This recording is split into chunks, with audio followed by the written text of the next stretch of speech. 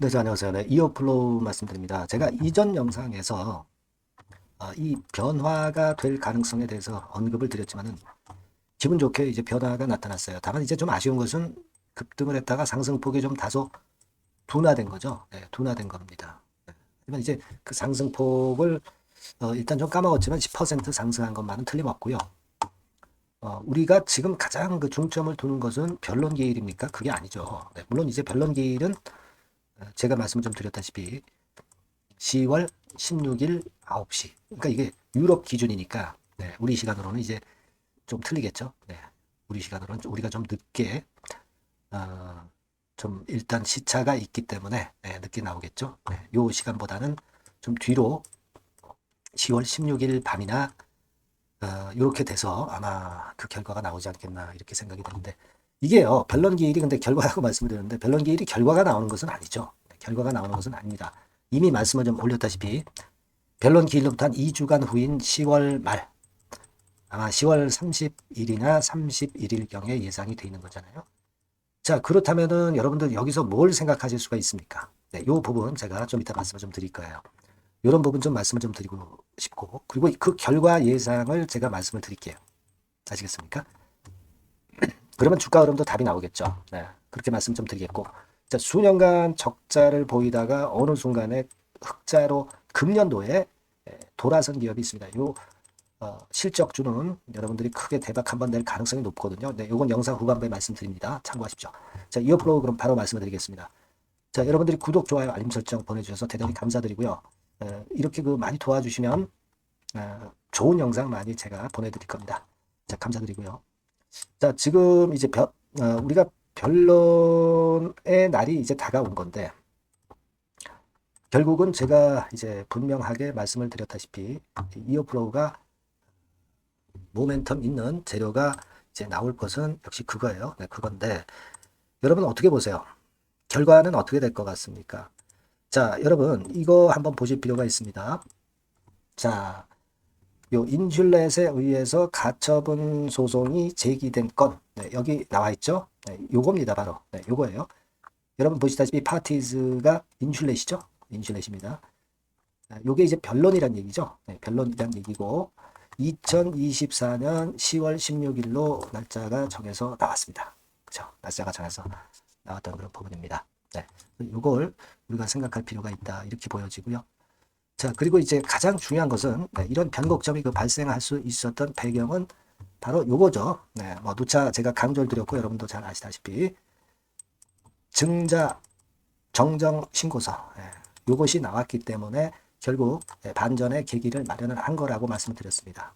그죠? 네, 그걸 말씀 좀 드렸고 여러분들이 이제 금감원 전자공시 네, 이런 데 가보면 다 잘 나와 있어요. 네, 기재정정 증권 신고서가 나와 있죠. 요걸 제가 확인을 안 시켜드렸습니다만은 확인을 시켜드린다면은 바로 이런 것들이 이제 붙는 거예요. 핵심 투자 위험 알림번. 그죠? 네, 그래서 쭉 밑으로 내려가서 요걸 이제 체크를 하면은 요게 이제 없어집니다. 그죠? 네, 없어집니다. 자, 그래서 이 정정신고서가 제대로 나왔단 말이에요. 네. 그래서 이것으로서 이제 유상증자는 효력 발생을 하게 되는 부분입니다. 네, 그래서 쭉 나와 있고, 자, 그 내용은 바로 요거죠. 네, 그 내용은 바로 요겁니다. 네, 그래서 말씀드렸지만 이제 기준일이 10월 31일로 정해졌죠. 네, 그 이전은 이제 공란으로 나왔었죠. 네, 요 전에 정정에서는. 근데 이제 이 10월 31일이라는 것은 제가 말씀드렸지만은 이제 유럽 가처분 신청이 10월 말에 30일이나 31일에 결론이 나옵니다. 그러니까 가처분 신청이 기각되느냐, 용인이 되느냐 이거죠. 기각이 돼야 이어플로우가 급등을 하는 건데 여러분 근데 저는 이 가처분 신청에 대한 결과를 이걸 좀 말씀을 좀 드리고 싶어요. 우리가 예전에 미국 매사추세츠 그 법원 건에 그 재료를 다시 한번 좀 보실 필요가 있습니다. 예전에 그 7월 달이었죠. 네, 여기 7월 달 기사입니다만은 여러분도 잘 알고 계시지만은 유럽의 어떤 그 벤치마킹을 할 수 있는 것이 미국 아니겠어요? 그죠? 미국 매사추세츠 지방법원에서 이웃 배치 판매 제조 금지 가처분을 취하를 했어요. 그러니까 기각을 시켰다는 거죠. 기각을 시켰습니다. 자, 제가 볼 때는 유럽 이 소송권에 대해서 굉장히 민감해 하시지만은 이 미국의 예를 봐가지고서는 유럽 건도 무사하게 좀 넘기지 않겠느냐. 네, 저는 그런 판단을 합니다.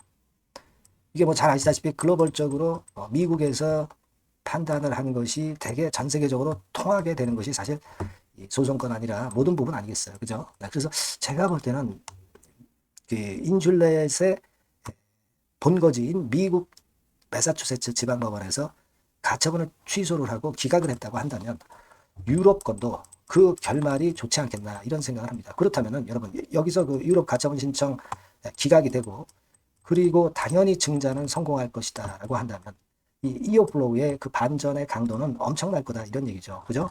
뭐 최소한 여기까지는 좀 가는 그러니까 밑바닥에서부터 뭐 최소한 더블 내지 3더블 뭐 3더블까지는 뭐 한다 하더라도 더블 정도 시세를 내는 그런 패턴이 발생할 가능성이 상당히 높지 않겠나 그렇게 생각이 들어요. 그래서 지금은 이 유럽권에 대한 불확실성은 있지만 미국 매사추세츠 지방법원권을 생각하셔야 된다. 그리고 여기서 승소를 뭐 승소라기보다 이제 기각이 될 경우에 증자권까지 제대로 그 플러스 요인으로 작용이 되면서 이어플로우가 반전할 수 있는 큰 계기를 만들 수 있다. 저는 그렇게 봅니다.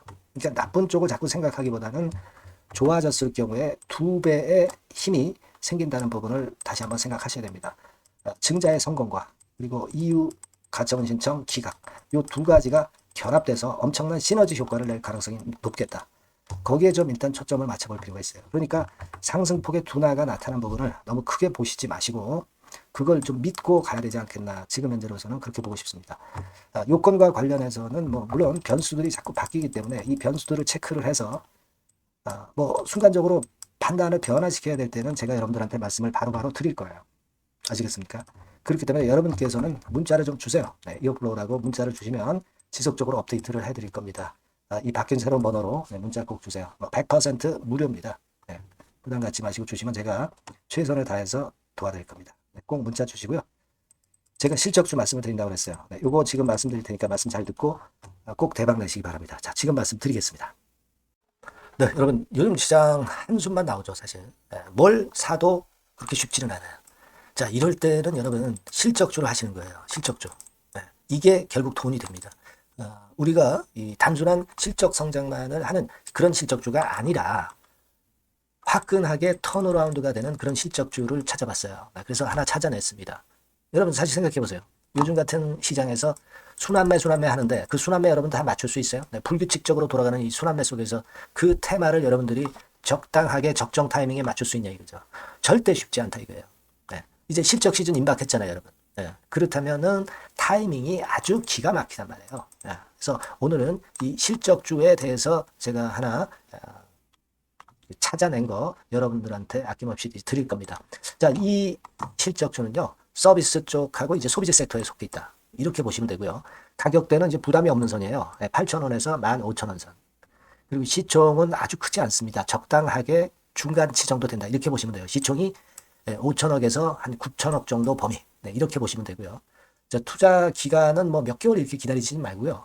빠르면 1개월. 뭐 1개월 이전에도 될 수 있고요. 1 내지 2개월 정도 그렇게 잡아주시면 될 것 같습니다. 목표는 더블이에요. 네, 예전의 영업이익보다 훨씬 이번에 날 거로 그렇게 보지만 제일 보수적인 가격이 더블 가격이에요, 여러분. 아시겠죠? 네, 요 정도 보시고 대응하시면 될 것 같고. 그럼 여러분들 궁금하시잖아요. 네, 주봉 차트, 뭐 월봉 차트, 일봉 차트 이런 것들 보고 싶으시잖아요. 그래서 공개를 해드리는데, 자, 여러분 일단 먼저 요게 이제 일봉 차트입니다. 일봉 차트인데 오늘까지 일봉 차트는 아니고요. 얼마 전에 일봉 차트입니다. 되게 이런 흐름으로 가다가 여기서 살짝 이제 고개를 든 정도예요. 아주 적절하죠. 아주 적절하고. 주봉 차트도 한번 볼까요? 주봉 차트는 이런 정도입니다. 과거에 여기서 이렇게 내려와 가지고 바닥을 계속 팠죠. 바닥을 파고 여기서 팔 것 같이 하면서 내려갈 것 같이 구덩이를 팠다가 여기서부터 이제 치고 올라오는 거예요. 주봉 차트도 확실히 생바닥임을 그대로 나타내주고 있습니다. 월봉 차트 보면은 월봉 차트에서도 확인이 되지만 바닥이 만들어지고 있죠. 그래서 이제 막 출발하는 종목이에요. 이미 급등한 종목은 소용이 없단 말이에요. 자, 이런 메리트가 있고, 자, 또 하나는요, 여러분, 영업이익 가지고 비교를 한번 해볼 필요가 있습니다. 요거 한번 보세요. 요때가 2018년의 주가 수준인데요. 이때 영업이익이 가령 XX억이라고 한다고 한다면, 이번에 2024년도의 영업이익은 2018년에 3배가 됩니다. 이미 단기 실적에서 확인이 됐고요. 3분기 실적 크게 나올 거고, 3, 4분기 실적 여전히 기대가 되고 있고요. 이미 절반은 나왔어요. 절반은 나온 것으로만 봐도 이때 2018년에 3배 정도 영업이익이 난다 이거예요. 자, 그렇다고 한다면 여러분 주가는 최소한 2018년도 이 지점까지는 와야 되잖아. 그리고 사실 3배이기 때문에 여기서 더 뻗어나갈 수 있습니다. 영업이익이. 하지만 일단 제일 보수적으로 보는 곳이 여기고 여기가 지금 시세에 대비해서 더블 정도 가격대란 말이에요.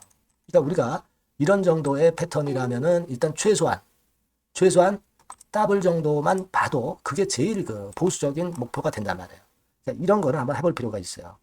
아시겠습니까? 여기 보시면 이 외인 수급, 기관 수급 같은 경우도 이 지점에서 쌍끌이 매수가 들어오기 시작하고 있습니다. 얼마 안 됐어요. 개인이 팔죠. 개인이 팔고 외인 기관이 사는 거는 되는 겁니다, 여러분. 오케이예요. 네, 잘 아시죠? 네, 이런 정도의 지금 현재 패턴을 보여주고 있는 종목이기 때문에 우리가 상당히 기대가 됩니다. 특히 수년간 적자에서 턴어라운드가 됩니다. 흑자로 완전히 바뀌는 거예요. 원년이에요, 원년. 그리고 3분기 실적 같은 경우는 2분기 실적이 나왔을 거 아니에요. 이 실적의 3배 정도가 예상이 된단 말이에요. 네, 엄청나죠. 네, 그리고 작년엔 적자였고요, 당연히. 그리고 가장 중요한 건데 중단되었던 대박 기대 사업이 다시 날개를 펼치기 시작하는 원년이 되고 있고요. 특히 그 제주도의 대박 사업은 이게 한 달간 수백억 매출이 이미 돌파가 됐습니다. 그러니까 이 제주도 사업만 해도 한 달간 수백억이다 이런 얘기입니다. 그럼 다른 사업까지 포함이 된다면 엄청나겠죠. 네. 아까 보신 바대로 그리고 외인 기관이 집중 매집하고 있고요. 아까 보셨다시피 차트에서 보셨다시피 생바닥에서 모든 이평이 수렴한 이후에 고개 들고 있어요. 자, 요거는 여러분들 꼭 하셔야 돼요. 그러니까 여러분들은 실적주라고 문자를 주세요. 네.